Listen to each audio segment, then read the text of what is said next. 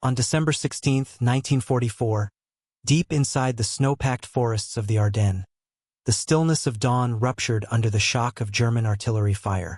Without warning, thousands of shells crashed across the American front, an opening barrage for what Berlin believed would be a decisive blow. This would become Germany's final gamble of the war, the Ardennes offensive, what the world would later call the Battle of the Bulge.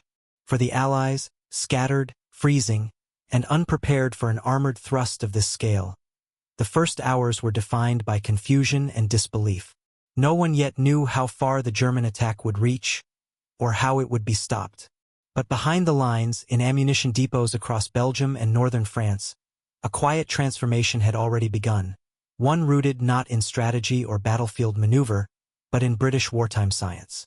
Years earlier, within secret laboratories of the Admiralty and the Royal Navy's research establishments, British physicists had struggled to solve an almost impossible problem: how to make an artillery shell detonate when it came close enough to its target to guarantee maximum destruction, without relying on the unreliable timing mechanisms of the past.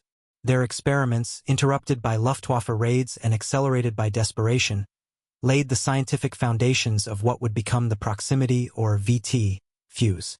Britain lacked the industrial capacity to mass-produce it in wartime, but the science, the core concept, the electronic heart of the device originated with British teams. The technology was later perfected and manufactured on an enormous scale in the United States, where engineers refined the miniature vacuum tubes and rugged circuitry needed to survive the violent acceleration of being fired from a gun. What emerged was a device so effective, so quietly revolutionary, that Allied commanders restricted its early use out of fear the Germans might recover an unexploded shell and replicate it. By late 1944, that caution was ending. The Allies were advancing. The seas and skies were controlled. The risk of enemy recovery was diminishing. And so, as the German offensive tore open the Ardennes front, commanders were finally authorized to unleash a weapon whose development had begun in British laboratories, but whose potential had been held back for years.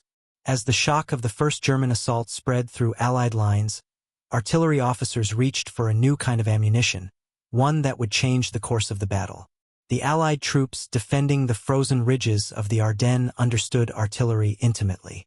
For generations, it had been a weapon defined by mathematics, angles, flight times, fuse lengths, fall trajectories. Traditional timed fuses required crews to calculate how long a shell should travel before exploding. If the timing was even slightly off, the round could burst too high to be effective, or detonate harmlessly on the snow-covered ground.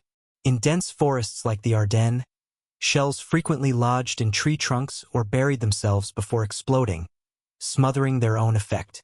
The result was a pattern familiar to every soldier on the front. Tremendous noise, but often limited destructive reach. The Proximity Fuze rewrote that equation entirely. It functioned as a miniature radio transmitter and receiver placed inside the nose of the shell. As the projectile raced toward its target at hundreds of meters per second, the fuse emitted a continuous radio signal. When that signal bounced off an approaching surface, snow, earth, or, most critically, German infantry and vehicles, the reflected frequency shifted slightly due to the Doppler effect. When the shift reached a predetermined pattern, an internal electronic switch triggered detonation at the ideal moment, just above the target where the blast and shrapnel would be most lethal. The design had been refined relentlessly. It had to survive over 20,000 times the force of gravity during firing. It had to operate in cold, heat, and vibration. It had to be small enough to fit inside a standard artillery fuse well. And, critically, it had to detonate reliably but only when the signal met the exact conditions engineers had calibrated. That it worked at all was astonishing. That it worked consistently was transformative. In the Ardennes, where German infantry often advanced in tight formations through wooded corridors, the fuse turned every artillery round into a perfectly timed airburst. Instead of burying themselves in snow or splintering prematurely in trees, shells equipped with VT fuses detonated at head height, sending razor-sharp fragments scything horizontally across entire companies. What once required dozens of carefully timed rounds could now be achieved with just a few. As officers received the first crates of these new shells, word spread quickly through the batteries. A technological advantage, born from British scientific insight and Allied engineering scale, might be the one factor capable of halting the momentum of Germany's surprise attack. When the German offensive erupted, Allied artillery units were still fighting to regain cohesion. Many batteries had been forced to displace under pressure. Others were firing without full observation, relying on fragmentary reports from infantry struggling to hold the line. Snowstorms, fog, and the dense forest canopy made conventional targeting even more difficult. Under normal circumstances, this would have dramatically reduced the effectiveness of timed fuses. But these were the exact conditions in which proximity fuses excelled. The first authorized use occurred on December 23, when the weather finally cleared enough for supply aircraft to reach the front and for artillery observers to regain visibility of advancing German formations. American divisions, particularly those defending the Elsenborn Ridge, were among the earliest to receive shipments of the new VT fuses. Yet the scientific foundation behind that weapon traced directly back to British wartime laboratories, where early cavity magnetron adaptations and miniature electronic components had been pioneered before mass production migrated across the Atlantic. The collaboration meant that, by late 1944, Allied armies could deploy a capability no German formation had ever encountered. Battery commanders, initially cautious, loaded a limited number of VT shells into their guns. The first salvos were directed at German infantry attempting to regroup after attacks against American positions near the northern shoulder of the Bulge.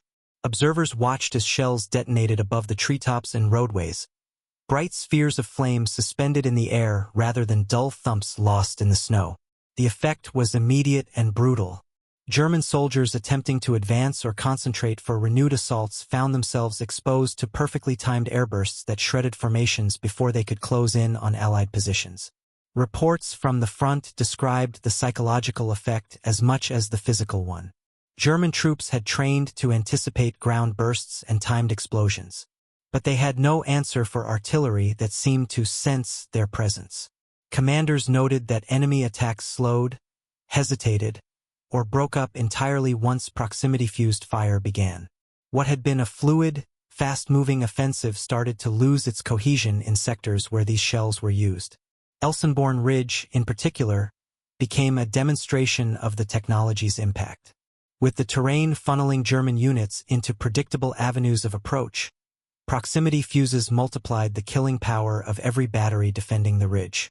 The more the Germans tried to mass forces for a breakthrough, the more the new Allied weapon punished their concentration. And the Allies were only beginning to understand how decisive this would become. As the German offensive pressed westward, their northern assault axis repeatedly slammed into one immovable obstacle, the American-held Elsenborn Ridge. Here, the combination of determined infantry defense, advantageous terrain, and, critically, the introduction of proximity-fused artillery caused severe disruption to German plans. For the first time in the battle, German commanders faced a defensive line that did not crumble under pressure. Instead, it grew stronger with every attempted breakthrough. Elsenborn Ridge offered clear fields of fire for Allied artillery positioned behind the crest. German infantry and armor, forced into narrow valleys and tree-lined corridors, inadvertently presented the ideal conditions for proximity-fused rounds. When Allied forward observers identified German units assembling for an attack, batteries could unleash salvos that detonated above treetops, road junctions, or staging areas. The resulting airbursts blanketed entire sectors with fragments traveling at thousands of feet per second. Traditional timed fuses had never been able to achieve such precision in the chaotic microclimate of the Ardennes. But the VT fuse did not care about cloud cover, snow depth, or forest density. It simply reacted to proximity. German after-action reports, compiled after the war, noted unusually heavy losses from airburst artillery during the Ardennes campaign, particularly in the north. Troops described trees raining splinters and explosions occurring at head height with devastating effect. Attempts to mass assault groups for coordinated attacks proved increasingly dangerous. Units that gathered in tight formations, as German doctrine still encouraged in winter terrain, suffered disproportionately. And as casualties mounted, delays multiplied. Every postponed attack bought the Allies more time to reorganize, reinforce, and counterattack. South of Elsenborn, similar effects emerged. In the Bastogne sector, although the encircled defenders did not initially receive VT fuses in significant quantities, Supporting artillery outside the pocket used them with increasing frequency as roads reopened and supply lines stabilized. Whenever German forces attempted to close the ring around the town or to assemble for a larger assault, Allied guns fired proximity-fused shells designed to break these concentrations apart before they could gather momentum. The ability to disrupt enemy formations, not just destroy them, began to shape battlefield tempo. By late December, Allied commanders realized they possessed a decisive advantage Germany could neither imitate nor counter. The proximity fuse turned defensive artillery into a weapon of area denial, capable of fragmenting offensive action before it reached full strength. Momentum began shifting, not overnight, but unmistakably. And as the German timetable unraveled, the question shifted from whether the offensive would succeed to how quickly the Allies could contain it.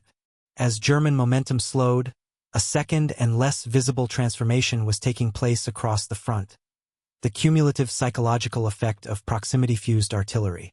Soldiers who had endured years of conventional barrages immediately recognized that something new was in use against them.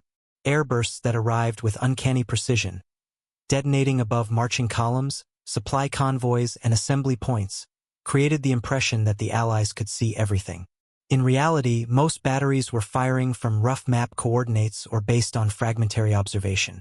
The fuse itself was responsible for the precision, but to German units caught beneath the bursts, it felt as though the Allies possessed an invisible form of surveillance guiding every shot. The effect on morale was swift. German infantry commanders reported difficulty regrouping their men after proximity-fused bombardments. Units scattered for cover, often becoming disorganized to the point that follow-up attacks lost coherence. Small delays multiplied into operational stagnation. The tight coordination required for Germany's mechanized thrust, already strained by fuel shortages and traffic jams, began to unravel. Even elite formations, such as the 12th SS Panzer Division, found that the simple act of concentrating forces for an assault risked catastrophic losses before the attack even began. Logistically, the proximity fuse accelerated German problems.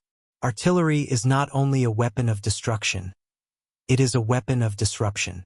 Every German column forced to disperse under airburst fire clogged narrow forest roads. Tanks slowed. Fuel trucks halted in fear of being observed. Infantry struggled to maintain communication in terrain where radio signals were weak and runners risked sudden, devastating airbursts. The offensive, founded on the assumption of rapid gains, could not maintain its pace. Allied commanders recognized the shift and increased their reliance on proximity-fused rounds accordingly.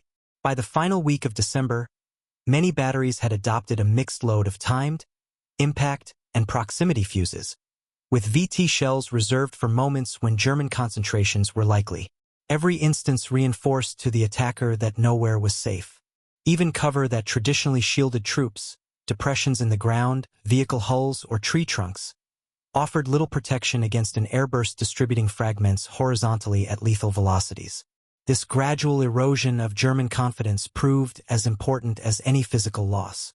When a force can no longer assume it will be allowed to assemble, maneuver, or even pause without risk of destruction, its operational capacity collapses. And in the Ardennes, that collapse was beginning to take shape as 1944 drew to a close. By early January 1945, the German offensive had lost the element of surprise, the fuel to maneuver, and, most critically, the ability to mass forces without suffering devastating losses. Every renewed attempt to reignite momentum met the same barrier. Allied artillery employing proximity fuses that punished concentration, shattered infantry cohesion, and slowed mechanized thrusts to a crawl. What Berlin had envisioned as a lightning strike across the Ardennes became a costly, grinding withdrawal under relentless pressure. When the weather finally cleared and Allied air power returned in force, the German position deteriorated rapidly. But long before the first bomber reappeared overhead, the offensive had already been blunted on the ground. The decisive factor was not a single counterattack or armored thrust, but the quiet, continuous attrition inflicted by artillery made exponentially more lethal through a technology whose origins lay in Britain's early war scientific innovation. The United States had manufactured the proximity fuse at industrial scale, but the foundational breakthroughs, miniaturized electronics, ruggedized components, early radio frequency detonation concepts, emerged from British research laboratories under the pressure of survival. The Ardennes offensive would be remembered as Germany's last great gamble. Its failure marked the irreversible collapse of German strategic initiative in the West. And at the center of that failure stood not only the courage of the defenders or the resilience of Allied logistics, but a scientific achievement that multiplied the power of every artillery battery that used it. It was a reminder that, in modern war, technology can shift the balance as decisively as armies. If you found this documentary insightful, consider subscribing and liking the video. Your support helps bring more deeply researched military history to the channel.